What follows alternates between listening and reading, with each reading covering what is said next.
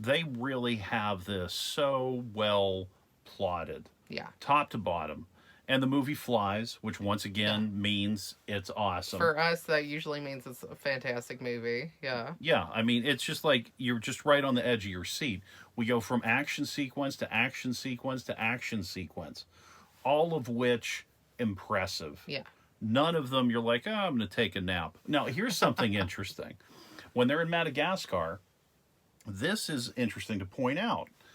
The other MI6 operative that is there with Bond, he's terrible. Yeah, he's crap. He blows their cover. Yeah. And if it wasn't because of this unseasoned, incompetent agent, Bond would not have to go through this massive chase Yeah. to catch, as I call him, the evil operative. Yeah. And I mean, this chase, goes through the jungle. Yeah. It goes through like this construction site, Yes. which is the coolest thing ever. Through into like the embassy, Yeah, which is where the standoff happens. Well, it's when they go up to the top of the construction site. I mean, how many feet up would you say that is? No. 100 feet, 200 feet? They go up all the way of a construction of, I would say, a skyscraper. Yeah, I mean, probably not. I don't know if you would say it's a skyscraper. It's an extremely tall building. Yeah. I would say 10 stories is fair. Yeah. Yeah, 10 or even more. So that would be like 100 feet, whatever. If I'm 6 feet off the ground, I'm crying. But that, dude, Right? real. I go up on the three step ladder to get something off the top shelf, and I'm like freaking out. Yeah. So I get you.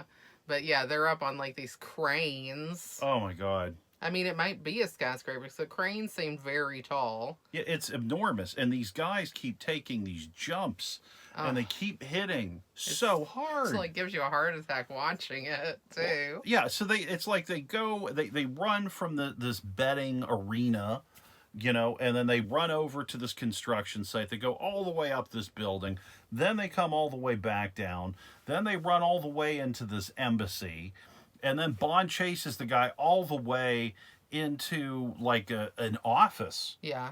with I don't know, an ambassador. I don't know what that guy is. He's a heavy duty official, Some diplomatic person. Yes. And he gets this guy, and then he pulls him out of the embassy, and he's going to take him back, and then Bond is surrounded. Yeah.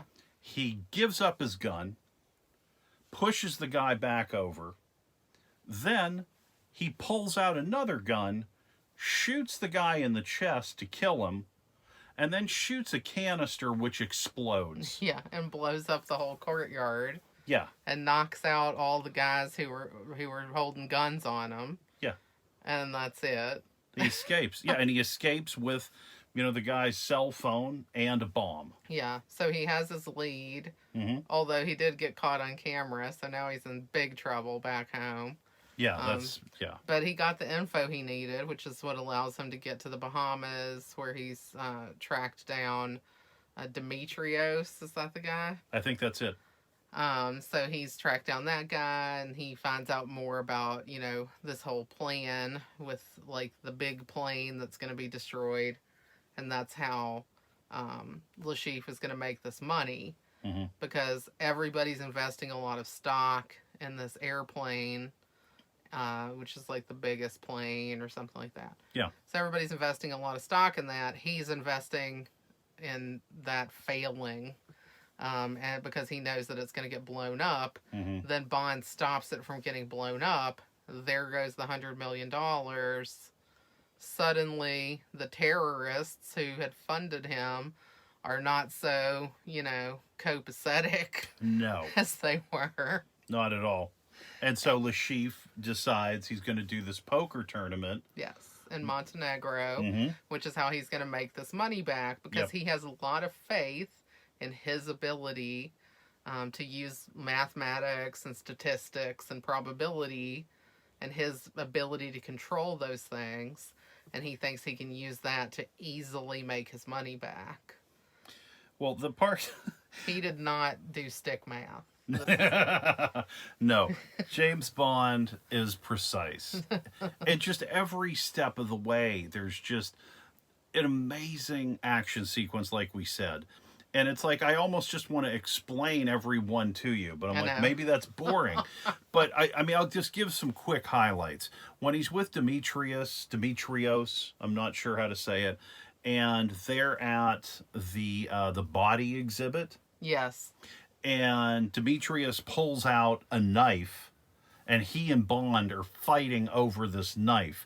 They're in the middle of this crowded exhibit. There are people all around them. Yeah. And neither one of them makes a sound for help. They don't draw any No. attention to what they're doing.